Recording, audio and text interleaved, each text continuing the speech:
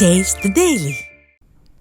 சென்னை மெரினா கடற்கரையில் இயக்கப்படும் பேட்டரி வாகனங்களை நிறுத்துவதற்கான கட்டிடம் ஏற்கனவே கட்டி முடிக்கப்பட்டு பயன்பாட்டிற்கு வரவிருக்கும் நிலையில் மீண்டும் அதற்கான ஒப்பந்த புள்ளிகள் சென்னை மாநகராட்சியால் கோரப்பட்டதால் பெரும் சர்ச்சை எழுந்திருக்கிறது. நிர்வாகத்திறனற்ற ஸ்டாலின் மாடல் அரசின் புதிய தில்லாலங்கடி குறித்து விவரிக்கிறது இந்த செய்தி தொகுப்பு.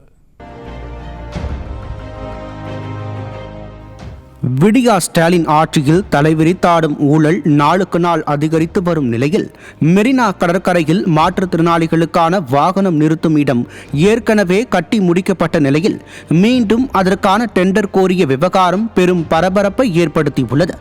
கடற்கரையில் மூத்த குடிமக்கள் மற்றும் மாற்றுத்திறனாளிகளின் வசதிக்காக 11 பேர் அமரும் வசதி கொண்ட 2 மின்கல ஊர்திகள் கடந்த சில நாட்களாக இயக்கப்பட்டு வருகிறது.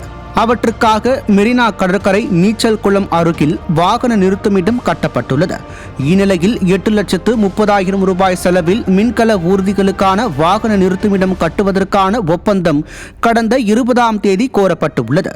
அப்படி என்றால் ஏற்கனவே கட்டப்பட்ட வாகன நிறுத்துமிடம் எந்த அடிப்படையில் கட்டப்பட்டது, அதற்கு ஒப்பந்த புள்ளி கோரப்படாதது ஏன், அதை கட்டியவர் யார் உள்ளிட்ட எந்த கேள்விகளுக்கும் அதிகாரிகளுக்கு பதில் தெரியவில்லை என கூறப்படுகிறது.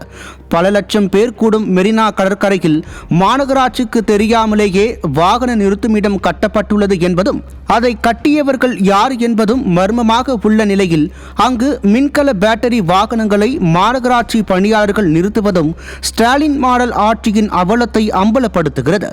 விடியா ஸ்டாலின் அரசும் சென்னை மாநகராட்சியும் தில்லு முள்ளுகளில் ஈடுபடுவதை உடனடியாக நிறுத்த வேண்டும் என மக்கள் காட்டமாக தெரிவித்துள்ளனர்.